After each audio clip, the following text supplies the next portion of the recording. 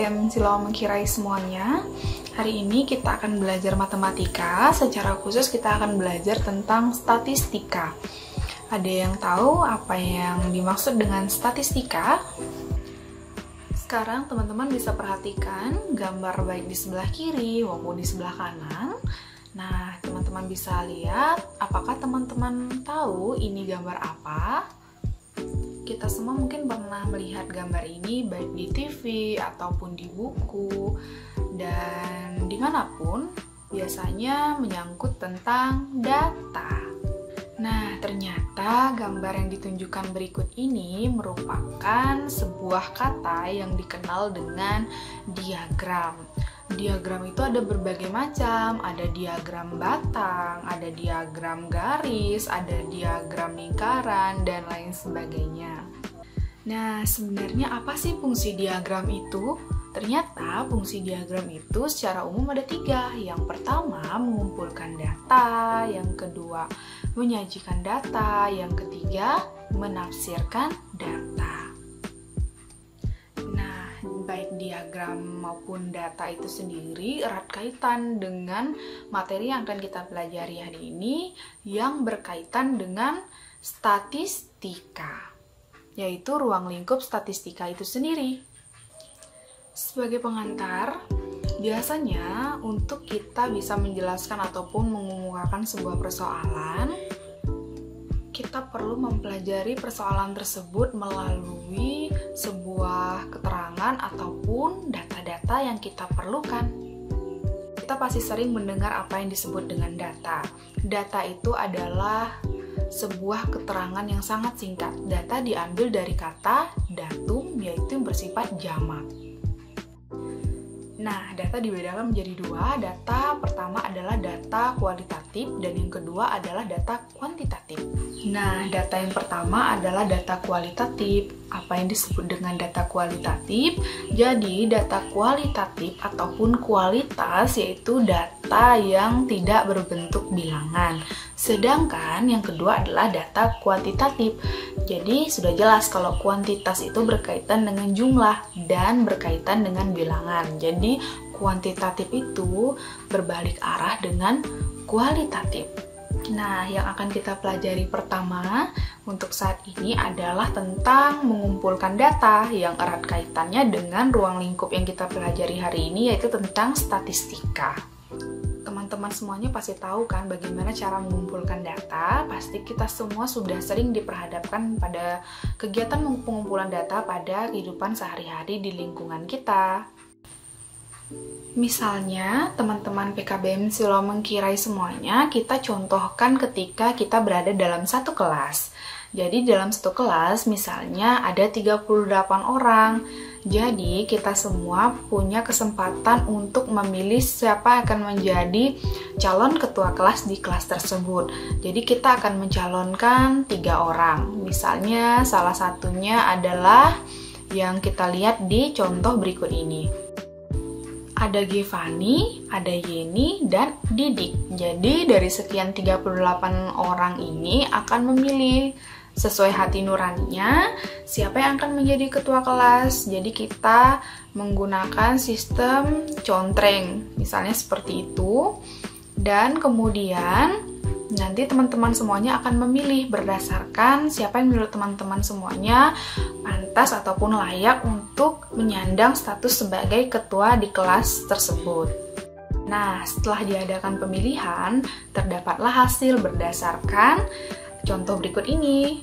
Gevani mendapatkan total nilai sebanyak 28, kemudian Yeni mendapatkan total nilai 7 orang pemilih, kemudian Didik mendapatkan total pemilih sebanyak 17 orang. Nah, yang selanjutnya ataupun yang kedua, kita akan belajar tentang menyajikan ataupun menafsirkan data. Terbagi lagi nih menjadi beberapa. Yang pertama adalah mengurutkan data.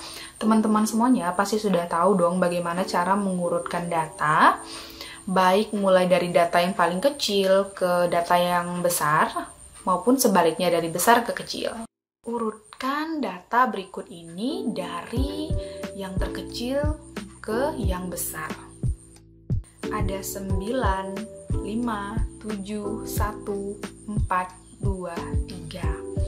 Nah, teman-teman bisa urutkan dari yang kecil ke yang besar. Nah, jika kita urutkan dari kecil menuju data yang paling besar, yaitu 1, 2, 3, 4, 5, 7, 9. Nah, seperti itu teman-teman, baik di penjumlahan besar maupun penjumlahan kecil.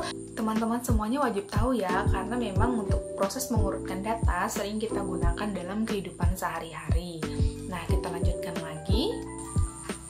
Nah, yang selanjutnya kita akan belajar bagaimana cara menghitung min, modus, maupun median.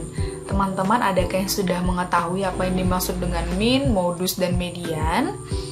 Nah, yang harus kita ketahui adalah secara umum, min itu sendiri adalah nilai rata-rata. Kemudian untuk modus itu adalah nilai yang paling sering muncul. Kemudian kalau untuk median itu adalah nilai tengah. Bagaimana cara mencarinya? Yang terutama kita aplikasikan dulu tadi yang kita pelajari tentang mengurutkan data, karena untuk menghitung min, modus maupun median sangat perlu untuk kita mengurutkan data terlebih dahulu. Contoh yang pertama adalah kita mencari nilai min. Min itu apa? Min itu adalah nilai rata-rata. Di sini ada contoh data yaitu 6, 5, 7, 8, 9, 7, 7. Nah, berapa sih jumlah datanya? Jadi kita bisa hitung rata-ratanya berapa. Rumusnya adalah jumlah data dibagi dengan banyak data. Jadi teman-teman bisa tambahkan semuanya mulai dari 6 ditambah 5, ditambah 7, ditambah 8, ditambah 9, ditambah 7, ditambah 7. Jadi kita perolehlah jumlah datanya. Kemudian untuk banyak datanya kita hitung berapa sih angka yang kita jumlahkan. Jadi kita mulai dari 6, 5, 7, 8, 9, 7, 7. Nah, jumlah datanya ada 7 ya semuanya. Jadi, setelah kita jumlahkan datanya adalah totalnya 49. Kemudian kita bagi banyak datanya ada 7, yaitu kita temukanlah nilai rata-ratanya atau nilai minnya itu adalah 7. Jadi, kurang lebih seperti itu. Gampang banget ya untuk menemukan nilai rata-rata. Yang kedua, kita akan belajar bagaimana cara kita mencari nilai median. Masih ingat ya, apa sih yang disebut dengan median? Median itu adalah nilai tengah ya teman-teman semuanya. Kemudian, sebelum kita mencari nilai tengah, jangan lupa kita urutkan dulu datanya. Data yang tadi kita urutkan dari yang kecil ke yang besar. Setelah diurutkan, datanya menjadi 5, 6, 7, 7, 7, 8, 9. Nah, jumlahnya masih tetap 7 ya. Jangan lupa 7-nya ada 3 kali. Kemudian kita cari di mana sih yang berada di tengah-tengah. Seperti yang kita lihat di gambar, yang berada paling di tengah-tengah adalah itu angka 7. Jadi sudah jelas ya teman-teman, ada 3 di kiri dan 3 di kanan. Nah, yang persis berada di tengah-tengah adalah angka 7. Nah, jadi nilai median atau nilai tengahnya adalah 7. Gampang sekali ya. Lanjut yang ketiga. Jadi yang ketiga itu adalah mencari nilai modus. Masih ingat ya, apa sih yang disebut dengan modus? Jadi modus itu adalah nilai yang paling sering muncul. Jadi intinya adalah nilai yang paling banyak dalam sebuah data. Jadi kita lihat di data tadi, kita lihat mulai dari yang terkecil, 5 jumlahnya ada berapa? 5 hanya ada 1. 6 ada berapa? 6-nya juga cuma ada 1. 7-nya ada berapa? 7-nya ada 3. Jadi 7 jumlahnya 3. Kemudian 8 ada 1. 9 juga ada 1. Jadi teman-teman semuanya bisa lihat dari sekian banyak jumlah angka 7 banyak bilangan ini, ada berapa jumlah yang paling banyak? Tentunya angka 7. Kenapa 7? Karena 7 3 kali muncul, sedangkan 5, 6, 8, 9 itu cuma 1. Jadi sudah jelas ya teman-teman, mana sih yang disebut nilai modus itu ataupun nilai yang paling sering muncul? Tentunya 7, karena 7 lebih dari 1 atau lebih banyak dari teman-temannya yang lain. Jadi nilai modus di sini adalah 7.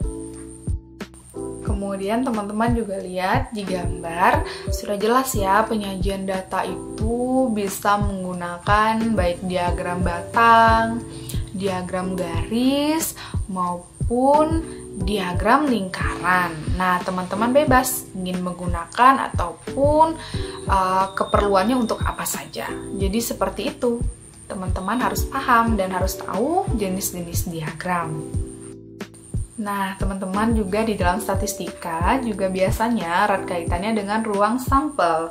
Di sini beberapa hal yang harus teman-teman tahu. Biasanya ruang sampel ini berkaitan juga dengan permainan mata dadu, misalnya contohnya, kemudian permainan kartu, dan lain sebagainya. Jadi, kegiatan yang biasa teman-teman misalnya melempar mata dadu untuk mendapatkan sebuah peluang itu disebut juga dengan percobaan statistika. Pada pelemparan mata dadu, himpunan 1, 2, 3, 4, 5, dan 6 itu disebut dengan ruang sampel. Sedangkan mata dadu yang muncul, baik mata dadu 1, ataupun mata dadu 2, ataupun 3, 4, 5, 6, itu disebut dengan titik sampelnya. Jadi teman-teman harus bisa membedakan mana yang disebut dengan percobaan statistika, kemudian ruang sampel, yang ketiga titik sampel.